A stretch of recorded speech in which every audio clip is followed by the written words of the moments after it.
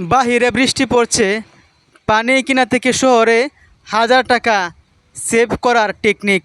আপনি এই টেকনিকটা ব্যবহার করে প্রতি ড্রাম পানি কিনতে লাগে আপনার 30 টাকা, 25 টাকা, 40 টাকা, 45 টাকা, তাই না?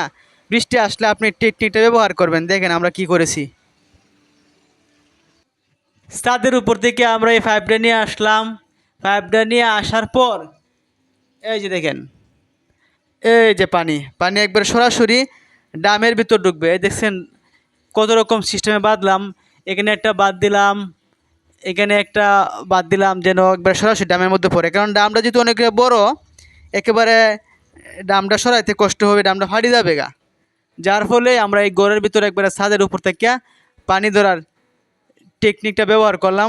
বৃষ্টি পড়লে ছাদের উপর থেকে আপনি ওই একটা পাইপ নিয়ে আসবেন। পাইপ আমরা এই পাইপটা আনলাম 5 তলা থেকে।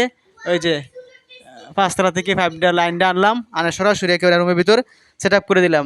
আমাদের চট্টগ্রাম অনেকগুলা রুমের ভিতর জমিদাররা এভাবে পাইপ সেটিং করে দিচ্ছে। সব জায়গায় দেয় না, কারণ সব জায়গায় জমিদাররা এত আন্তরিকতা না। অনেক জায়গায় নিজের জমিদাররা শুধু নিজের ব্যবস্থা করে রাখেন, কিন্তু আমাদের যেখানে আছি সেখানে জমিদাররা অনেক ভালো। আমাদের এভাবে পাইপ সেটিং করে দিয়ে দিচ্ছে। আর জমিদার নাও দে, আপনি ইচ্ছে করলে এভাবে পাইপ সেটিং করে সরাসরি রুমের ভিতরে পানি ঢোকাতে পারবেন। তাতে করে আপনার মনে করেন যে একটা ড্রামের মধ্যে আপনার 8 ড্রাম 10 ড্রাম পানি ধরে, তাহলে আপনার যদি 40 টাকার দাম হয়, স্যার এটা 320 টাকা সেভ হয়ে গেল গা। একদিনে আপনি বাসায় থেকে 320 টাকা সেভ করে ফেলেন। বুদ্ধিটা কেমন হলো? ধন্যবাদ সবাইকে।